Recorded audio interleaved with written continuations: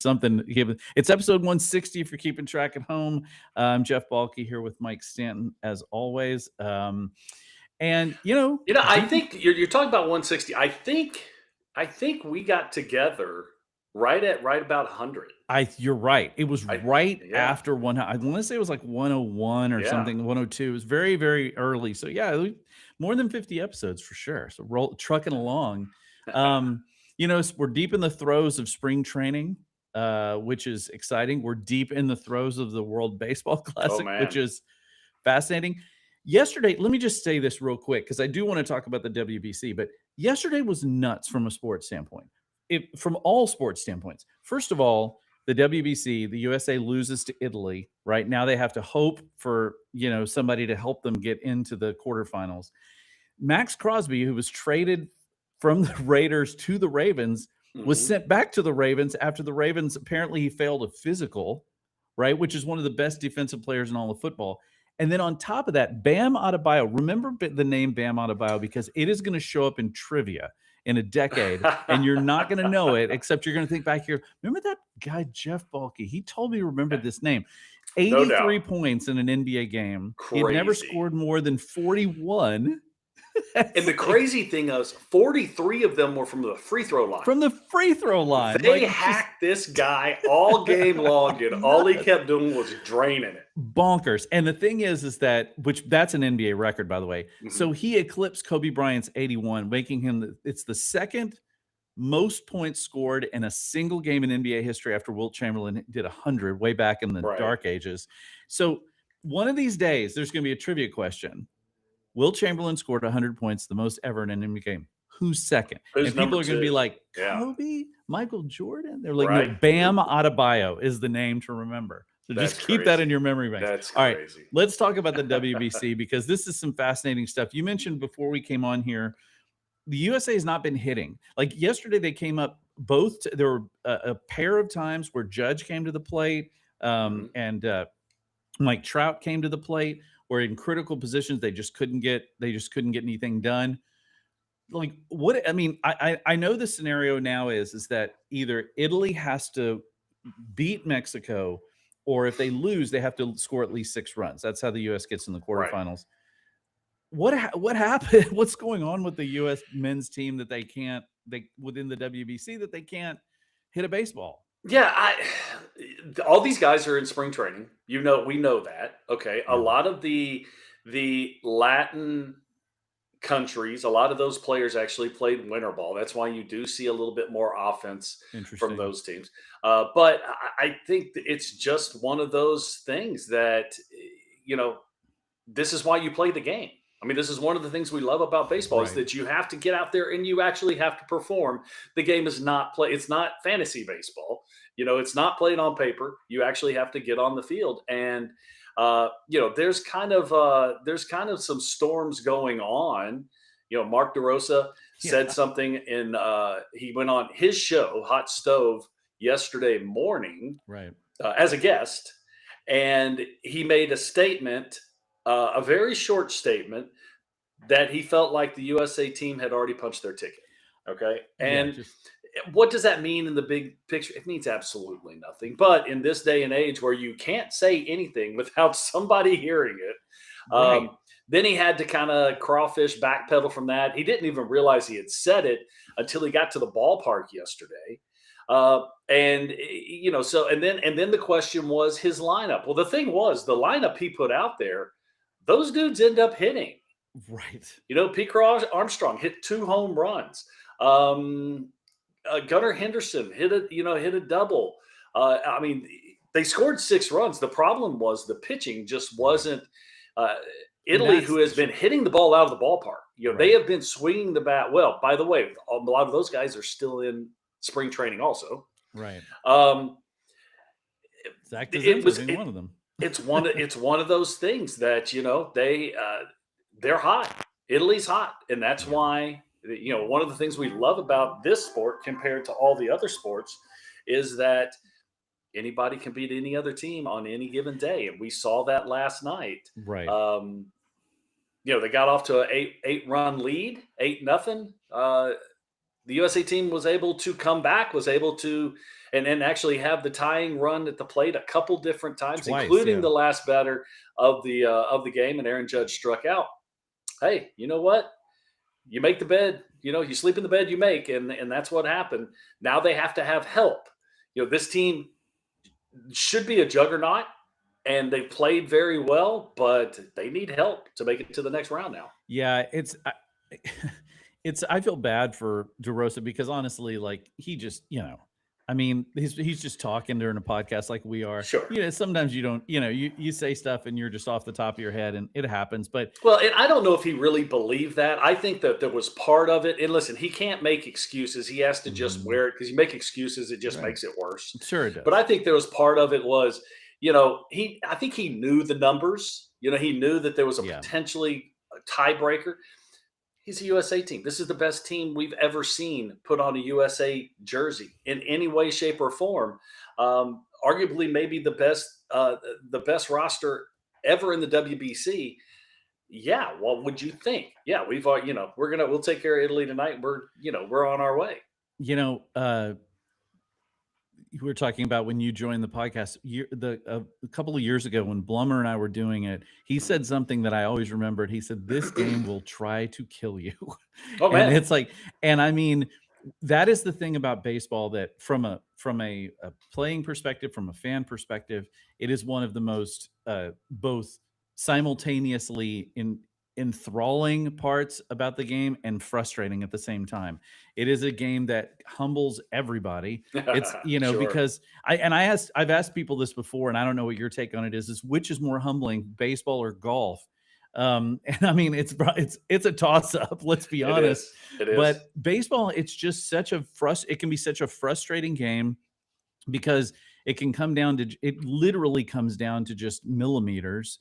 And so you see that in the WBC, like you said, when you're playing in a tournament where any game is important, you kind of have to win everything, and you don't win one, you just have an off day.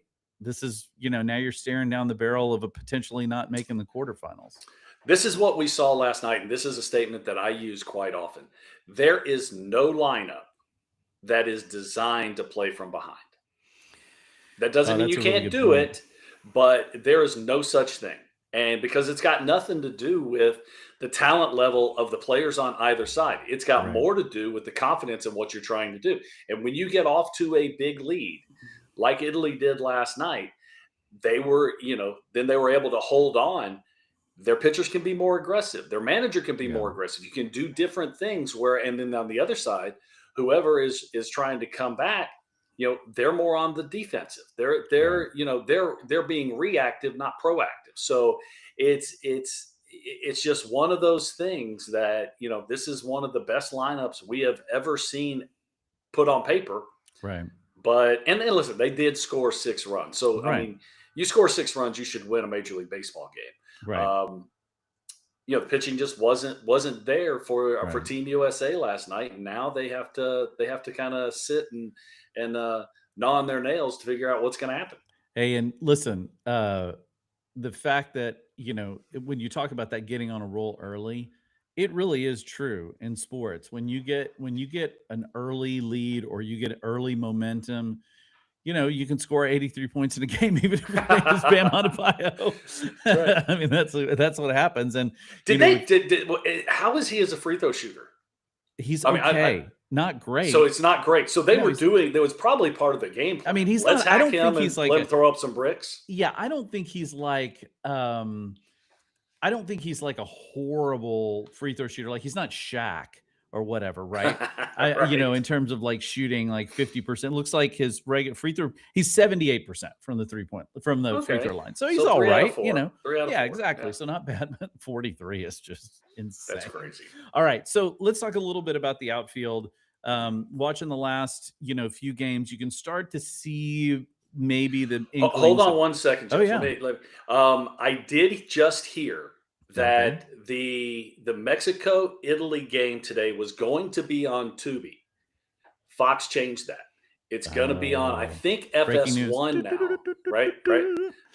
It's going to be on FS1 now. It has to be.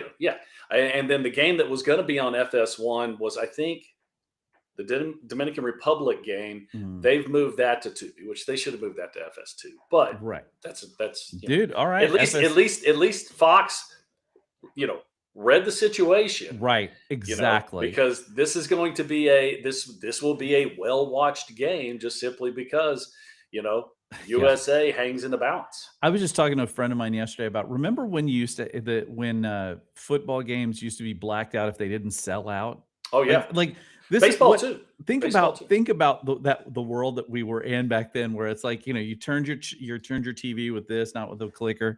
It's like, so moving to FS1 from Tubi. Yeah. Do you remember why it was called a clicker? Right. Yeah, because It was clicked. one button and it Yeah. actually clicked. It Click, actually click. clicked. Yeah, And people don't realize that you now. could see the dial on the Turned. Yes. Yeah, it was You a actually see mechanical. the- It was a mechanism, and the very first ones, and I only know this because my grandparents had one of these. Uh-huh. The very first of these was connected with a wire, and so you would I don't click know it, about and the wire. and it would turn the knob. It was like some weird mechanical, Yeah, electrical thing. that's funny. Bizarre. All right, so I feel like the outfield is starting to take shape a little bit. We can. Mhm. I think it was safe to believe, as long as Cam Smith did okay in preseason, and he's done pretty well, that he was going to assume the right field position again. Jake Myers is certainly cemented in center unless they trade him. But I think it's interesting now that it feels pretty safe now to say that Joey Loperfido is likely to be your other outfielder. We were talking a little bit before this, and you said that while it hasn't really been reported deeply or anything, that Right. Joey Loperfido has changed his swing a bit in Toronto, and it really has benefited him quite a bit. Yeah, well, when he came up, if you remember as an Astros minor leaguer before he Mhm. ever got to the big leagues, he was putting up pretty big numbers in AAA. Yeah. He was hitting some home runs. Batting average was good. I mean, he was doing okay. And I hadn't physically seen his swing. I hadn't actually Mhm. seen this. But when he got to the big leagues and I saw the drastic uppercut that he was using, I felt like that I'll be nice about this. He was going to have a very difficult time. That's actually not what I said. I actually said that there's no way he's going to be able to hit in the big leagues with that swing. That pitchers were going to be able to exploit that. And I think we saw that as the times that he was here in Houston. But it wasn't a big sample size, and could Right. he have, tremendous athlete. So Yeah. could he have worked with it? Possibly. But he goes to Toronto and they made some swing adjustments. They kind of changed his bat path a little bit. And what you see from the numbers when he was in Toronto last year, he actually Mhm. swung the bat pretty well. Yeah. He had made those adjustments. And listen, doing that even at a young age in his early 20s, Mhm. not easy to do. There's the generic number that a lot of so-called experts will tell you is that it takes for a big leaguer to make a substantial swing change.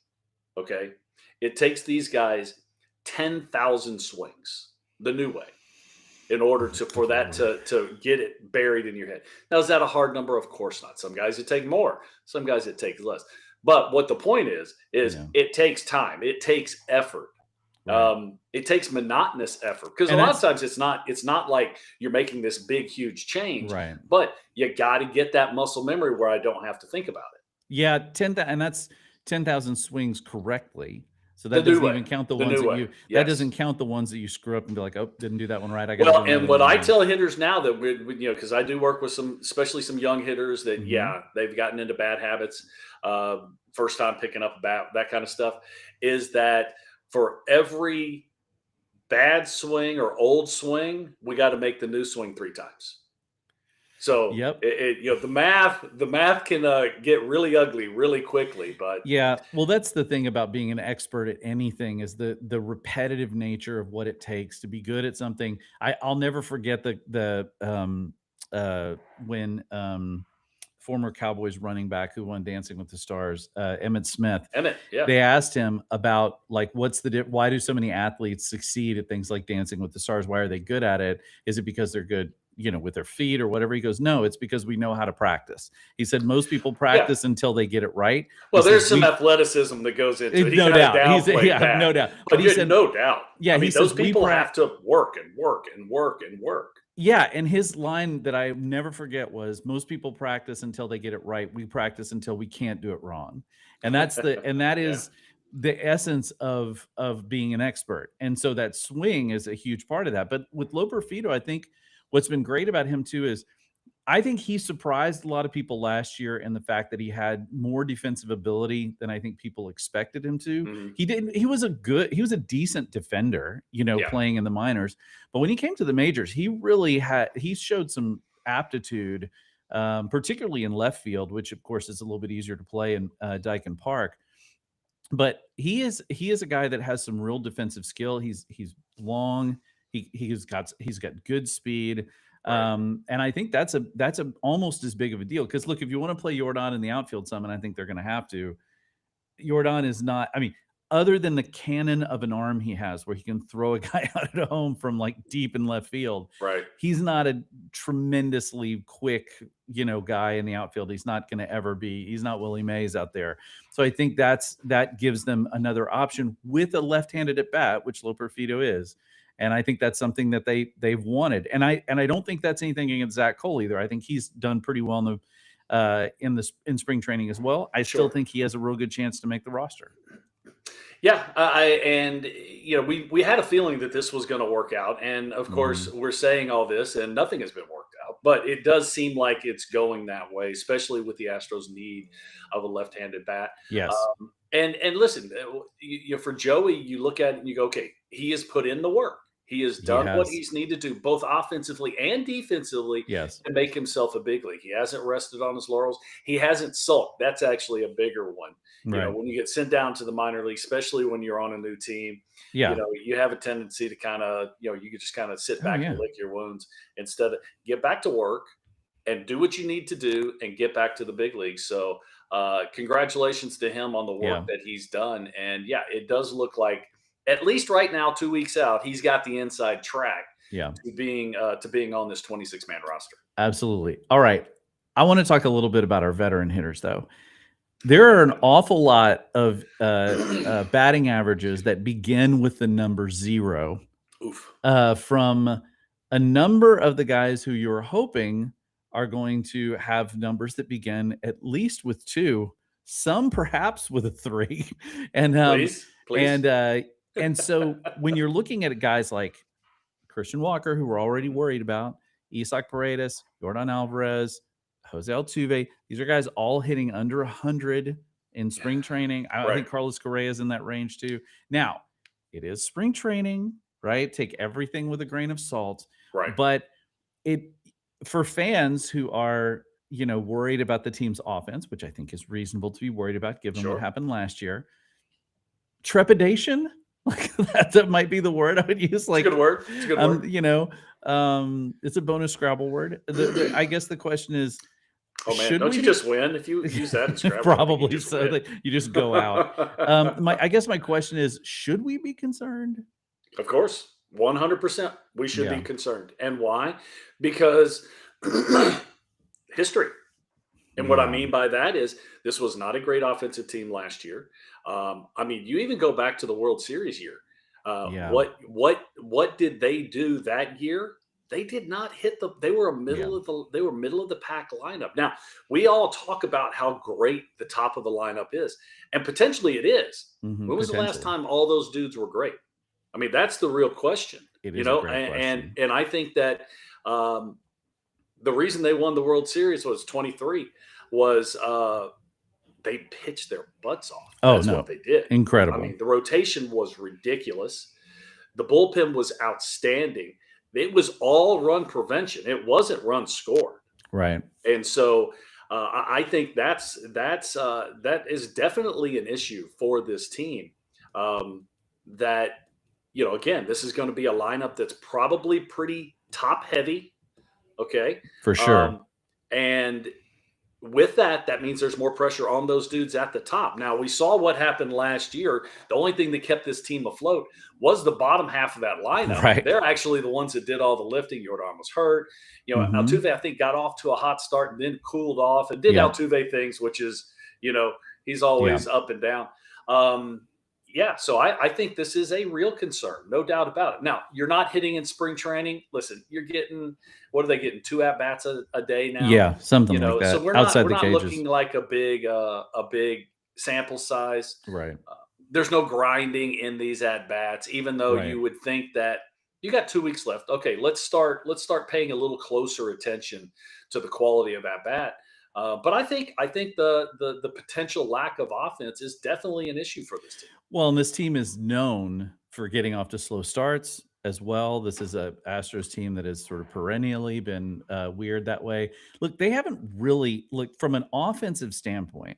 The Astros haven't had a great offense really since 2019. Right? 2019 was really the Oh, last they year killed that the they ball. had where they were just tremendous offensively, one Right. of the best in baseball. They haven't really had that since then, and that's a long time. 7 years, right? Yeah. So I mean, when especially when you talk about the way we all talk, and yeah, everybody in the industry talk about this offense. We all say the same thing. Oh, the Astros have a tremendous offense. They potentially have a they tremendous do offense, but that potentially. doesn't necessarily mean all those times that they are swinging the bat up to their potential. A Right. lot of that has to do with the pitching. There's a lot of things that go into Mhm. this. It's not just, you know, are they getting base hits? What's their hard hit Right. rate? What's their swing and miss rate? All that kind of stuff. So, um, we'll have to wait and see. But I would like. I'm not really that concerned with how Mhm. they've swung the bat so far in this spring. Other than overall, I am concerned. But um, I want to see the quality at bat get better here in the second half of spring training. Yeah, I agree with you on that. At least a couple of what was there was a bat the other day where Paredes, he ended up striking out, Mhm. but I happened to be listening to it on the radio, and he had a 17 pitch at bat Oh my where he just kept gosh, fouling balls off and fouling balls off. They need more of that. poor They need a pitcher. lot more of that. They need that kind of stuff early in a game. That's what Yeah, they need. They need lots more of that early in the game. Put some pitch count on some guys because look, the Astros, I think, in terms of offensive success, they're really what's going to be the key for them is trying to get to pitchers early. Not necessarily put runs up on them, but try to put balls and strikes on them, yeah. and that way they can get into the bullpens where teams aren't necessarily going to be at their strongest. But to do that, you've got to have great plate discipline, something that Astros struggled with, particularly last year. Yeah, I mean, adjustments have to be made. This is a team that, you look where they were just a couple of years ago. Uh, it's an organization that has been in decline. I don't think For I'm sure. saying anything No. overly controversial as far as that's concerned, and they're trying to figure out a way to extend this window, and they've done that.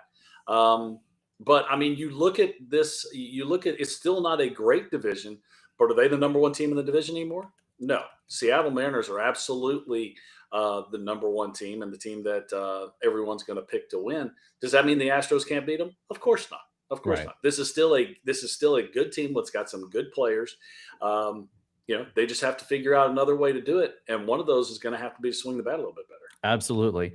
All right. So I've got a little. I started thinking about questions that I would like to ask Mike Stanton. Uh oh. Questions that I would like to see get answers to because obviously had a quality Major League Baseball career yourself, played quite a few years, and so the question I have today is, what was the best part about spring training? Because spring training for fans Yeah. is a really interesting time because hope springs eternal and Sure. everything's fun and the games don't mean anything, so there's not so much Get pressure out of the on them. bad weather. Come down to Florida. Come down Exactly. to There's a Arizona. great Yeah, thing. that's So, all. Yeah. but for players, I know part of it is a grind. You're getting back into the feel of it. What's the best part of it? Well, at the beginning, it's just spring training starting. You Mhm. haven't seen the boys in a while. You get back in the clubhouse. Right. Pitchers and catchers are first, and you're renewing the old friendships. What's Sure. going on? What's going on with the family? All that kind of stuff. A couple days later, the position players show in, so you go through it all over again. Right. You start exhibition games. Okay, exhibition games are fun. The best part of spring training is spring training ends. That's the best part. Is because by the time you get into even by the time the Oh, so exhibition funny. games start, you already got the countdown.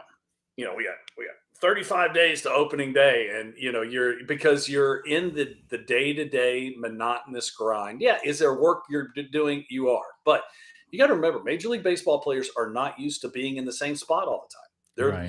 used to moving around, every few days, especially on the road. You're going to a new city. You got, new surroundings, new situations. Spring training, you're not doing that. And a lot of times, especially with how, the fewer teams that are in Florida now, there's actually more teams in Arizona than there Right. is in Florida. You're even facing the same people. You share a facility like they do with the Nationals. You Right. play those dudes seemingly every day. Okay. The worst I ever saw when I was playing was when I was with the Boston Red Sox, spring training 1996. We're down in Fort Myers, where they still are now, and the closest team, which was right around the corner, they were actually in Fort Myers also. They were on the eastern, they were out east where Hmm. the Red Sox facility is in downtown Fort Myers.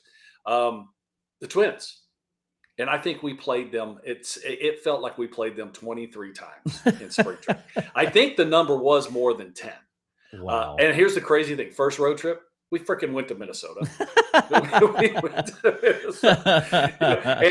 Being a relief pitcher, only pitching one inning at a time, you usually do get 1-2 inning stint just to see if you're okay with sitting down and coming back out. And yeah, it seems like you're facing the same hitters every time. They know exactly what you're going to throw. And we know that the more a hitter gets to see a Right. pitcher, the advantage goes to the hitter. Absolutely. But yeah, so the best part of spring training, once it gets started, is the end. What a great answer. I appreciate that. And speaking of which, now we are at the end of our time. And look, I'm going to say this before we skedaddle. There's about 2 weeks left in spring training, right? So if I'm going to offer any advice to my fellow fans, it would be go ahead and enjoy it.